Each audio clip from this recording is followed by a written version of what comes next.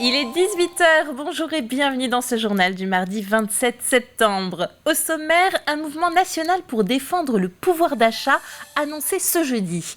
De nombreuses perturbations sont à prévoir. Rencontre avec des coiffeurs engagés, ils ont choisi de récupérer les cheveux coupés pour les recycler. Et vous le verrez dans ce journal, leur emploi est surprenant. Enfin, il favorise le réemploi lui aussi. Thibaut s'est lancé dans la réparation des combinaisons néoprène abîmées. Installées à la Tranche-sur-Mer, les combinaisons à réparer lui viennent de toute la France.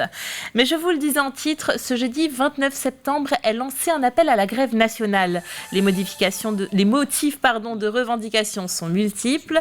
Défendre le pouvoir d'achat, dénoncer l'inflation et la paupérisation des foyers. Les perturbations sont à prévoir, notamment du côté des transports publics ou des établissements scolaires. Tous les corps de métier sont concernés. On s'attend à ce que tous les corps de métier soient présents. On a parlé des territoriaux, de la santé, on parle des Dominénergie, donc de tout ce qui est électricité, de l'eau, on parle des salariés de l'agroalimentaire, Fleury-Michaud notamment, on parle des profs, des enseignants, puisqu'aujourd'hui aussi ils sont inquiets de leur situation, même si on annonce une hausse de salaire, pour l'instant ils ne l'ont pas. Donc il y a aussi cette situation-là qui est annoncée, et plus elle sera large, et plus on sera de monde. Ce sera une première mobilisation là, de septembre. On annonçait une rentrée sociale chaude. Je pense que l'ensemble des personnels, que ce soit dans la fonction publique ou les salariés du privé, ont beaucoup de sujets à mettre sur la table. Et donc ça va être une première mobilisation. Le rassemblement à Fontenay il est prévu à 10h devant le lycée Rabelais pour se rendre à l'hôpital. Donc deux lieux symboliques, les problèmes de notre pays, l'éducation, la santé et globalement tous les services publics. Et puis à La Roche-sur-Yon, ce sera également dans la matinée avec un rassemblement 10h30, place Napoléon, et puis également devant la Bourse du Travail. Et dans l'actualité également, ce ne sont pas juste des coiffeurs, ce sont des coiffeurs justes. Certains professionnels ont choisi de récupérer les cheveux pour les recycler, notamment en matériaux capables de dépolluer les océans. Une pratique qui fait des émules dans les salons. Colline Davy a rencontré 2 de ces coiffeurs engagés. Dans ces salons de coiffure, on ne vient pas seulement se faire couper les cheveux, on vient aussi sauver la planète. Je peux vous proposer à 11h si vous voulez. Estelle propose des couleurs et shampoings 100% naturels à base de plantes, mais en plus, elle recycle les cheveux. Donc on récupère tous les cheveux coupés dans la journée et du coup qu'on met dans un sac qu'on envoie par la poste pour être recyclé pour permettre de filtrer les eaux usées. Un engagement depuis 3 ans avec les coiffeurs justes pour une raison toute simple. Faire un petit geste pour la planète aussi. Voilà, il y a de plus en plus de gestes comme ça qu'on peut faire. Et du coup, ça fait moins de poubelles aussi pour nous en tant que coiffeurs parce que c'est 90% de nos déchets dans nos poubelles. À quelques kilomètres de là, Chantal agit elle aussi pour l'environnement. Avec ses 3 salariés, elle récupère une poche de 100 litres de cheveux par mois pour Capilum. Le cheveu est constitué de kératine, donc il récupère la kératine du cheveu pour tout ce qui est recherche médicale sur les soins de la peau. Ils s'en servent pour récupérer les eaux polluées dans les mers et dans les océans, puisque c'est très hydrocarbure, donc ça accroche tout ce qui est gras. Et également maintenant, ce qui est super aussi pour l'agriculture, donc pour tout ce qui est paillage, ils fabriquent avec les cheveux des paillages pour éviter le sèchement de la terre, donc les économies d'eau pour la végétation.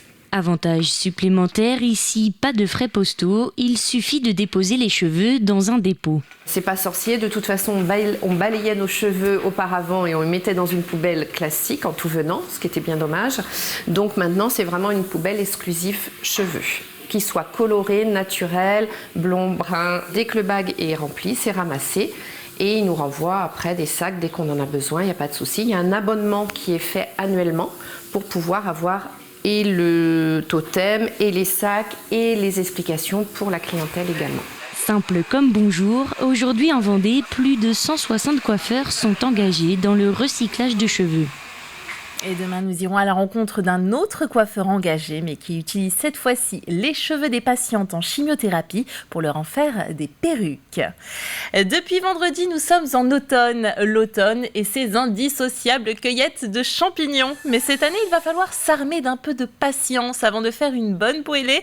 C'est en tout cas la Société mycologique de La Roche-sur-Yon qui l'affirme. Voilà pourquoi.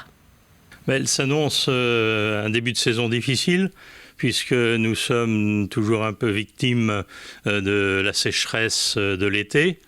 Cependant, selon les secteurs, là où il y a eu des orages, on peut trouver quand même des champignons, déjà un peu en quantité.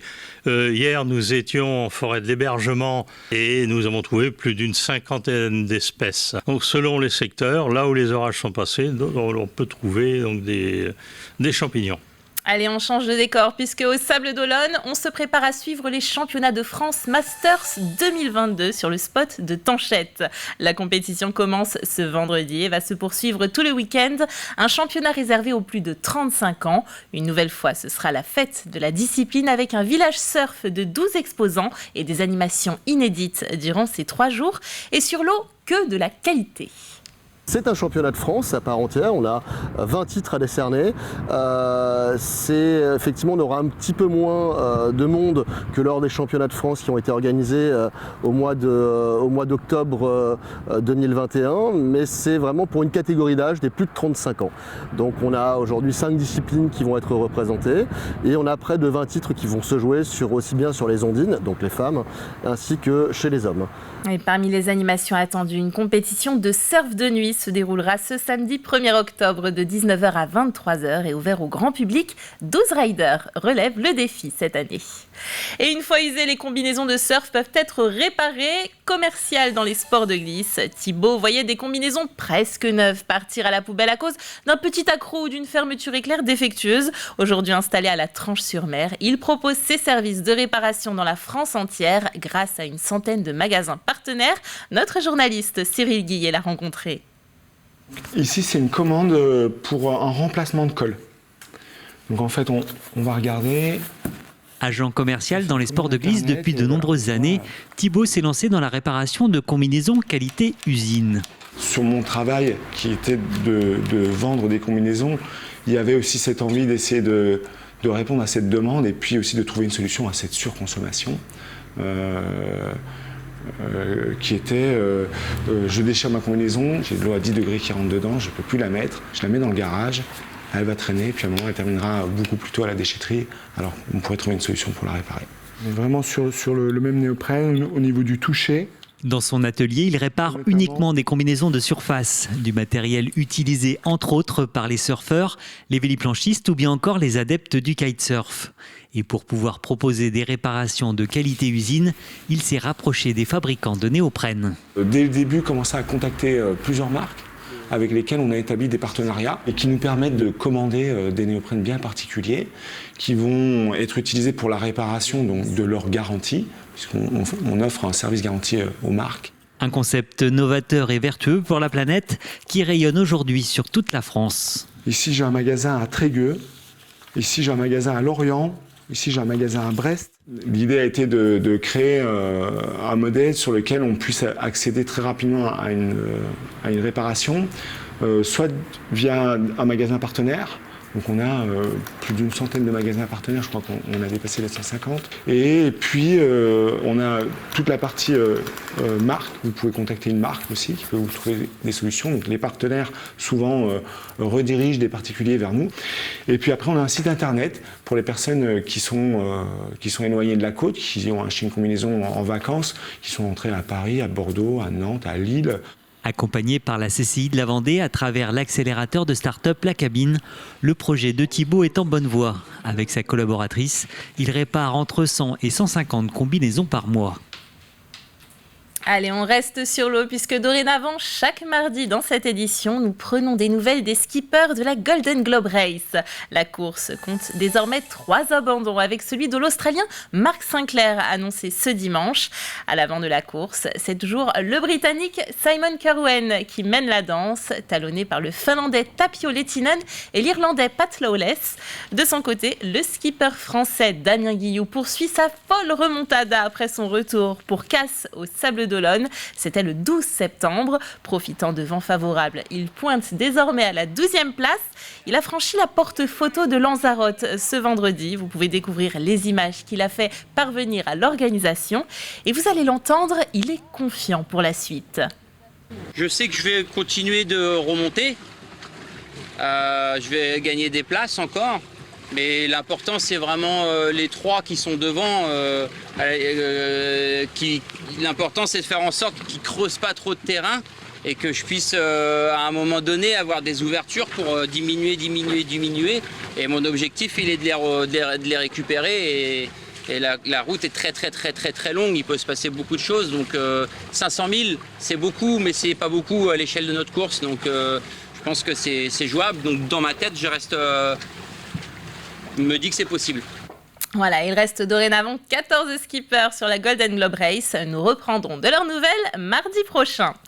Allez, on jette un œil à la météo à présent. À l'arrière du front pluvieux, c'est un ciel de traîne qui se met en place avec une alternance d'éclaircies, de passages nuageux et d'averses, que du bonheur. Le vent de nord-ouest souffle modérément entre 40 et 50 km/h dans les terres et jusqu'à même 70 km/h en pointe. Il faiblira à la mi-journée. Les températures, vous les voyez, elles iront de 16 degrés du côté du littoral jusqu'à 17, un peu plus dans les terres. Voilà, ainsi s'achève ce journal. Merci de votre fidélité. Le retour de l'actualité, ce sera demain à 7h dans votre matinale. D'ici là, passez une très belle soirée et à bientôt sur TV Vendée.